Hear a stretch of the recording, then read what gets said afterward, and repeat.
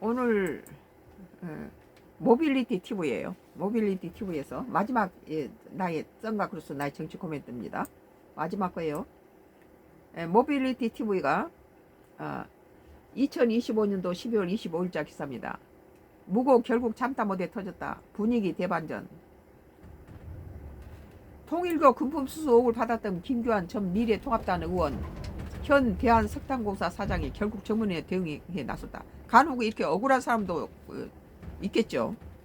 의혹 제기의 핵심 인물인 윤영호 전 통일교 세계본부장을 무고죄로 경찰에 고소하면서 사건의 흐름은 새로운 국면을 맞았다. 그동안 방어에 집중했던 김 전 의원 측이 반격에 나서자 정기 로베 의혹을 둘러싼 분위기에도 큰 반전이 일어나고 있다. 그러니까 그쪽에서 줬다 하면 다 준 걸로 돼버리면 곤란하겠죠. 사람 죽이려면 그런 식으로 거짓말하는데 대파리수 이거 거짓말하는데 기가 막히더라고요. 김 전 의원의 법률 대리인을 자처하는 장승호 씨는 22일 오후 2시 30분 서울 서대문구 경찰청 민원실 앞에서 통일교 금품 수수 의혹과 관련해 입장을 밝혔다. 그는 천정궁에서 총선을 위해 잘 사용하라는 말과 함께 3천만 원이 든 상자를 줬다고 하는데 해당 내용은 명백한 허위사실이라며 윤 전 본부장을 형법상 명예훼손 및 무고 혐의로 고소했다고 밝혔다. 이렇게 거짓말하는 사람이 있어요. 멀쩡하게 생겨가지고 거짓말하는데 기가 막히더라고요. 지난해 8월 윤 전 본부장은 김건희 특검팀 면담 과정에서 여야 정치인들에게 통일교 측이 금품을 제공했다라는 취지의 진술을 한 것으로 전해졌다. 당시 지목된 인사에는 전재수 더불어민주당 의원, 임종석 전 더불어민주당 의원, 그리고 김규환 전 의원이 포함되어 있었다. 이후 경찰청 국가수사본부 특별전담수사팀은 지난 15일 김 전 의원을 상대로 압수수색을 단행했고, 만약에 자기가 안 했다면 기가 막힐 일이죠.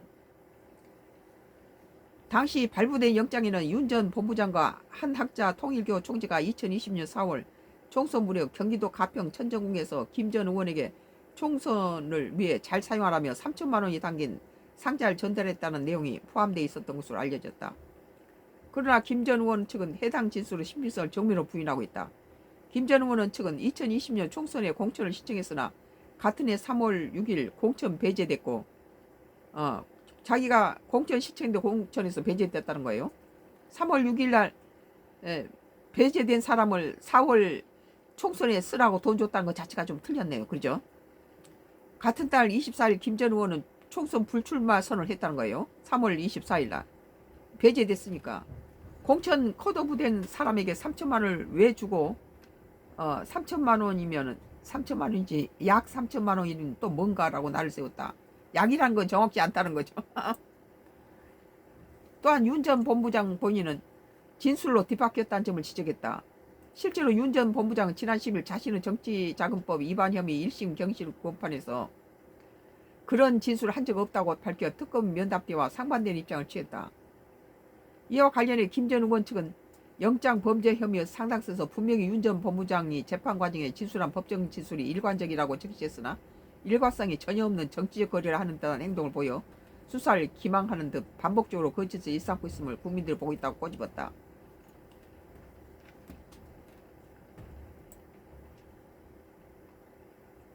김 전 의원의 통일교 연루 의혹은 과거 세계 평화 거짓말하는 사람 처음부터 끝까지 거짓말해요. 기가 막히더라고요.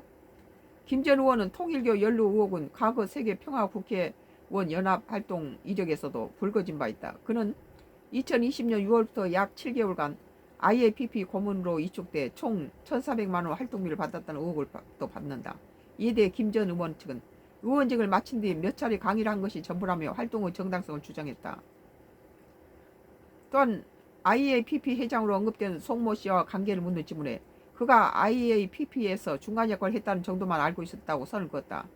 한편 같은 의혹에 함께 거론된 전재수 더불어민주당 의원 역시 강경 대응에 나섰다.